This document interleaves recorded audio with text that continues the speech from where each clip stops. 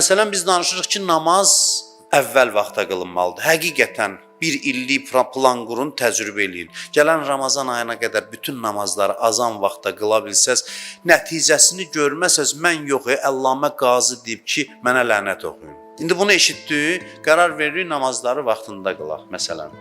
Namazları qılırıq, vaxtında qılırıq. Bunun üçün nə qədər mübarizə aparırıq.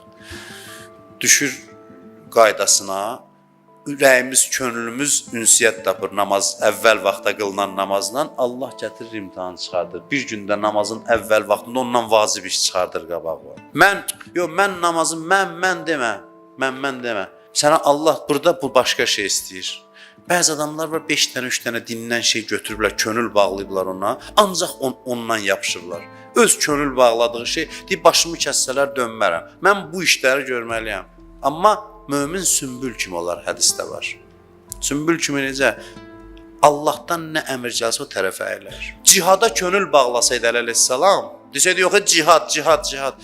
Onda Peyğəmbərdən sonra səbr eləməzdi. Əlinin əzəməti bundaydı ki, qılınc çalıb, düşmənin belini qıran, döyüş meydanında dincələn Əli indi sakit oturmalıdır, qılıncını qınına salmalıdır, qılıncı paslanmalıdır. Bax, bəndəliyin çətinliyi bundadır.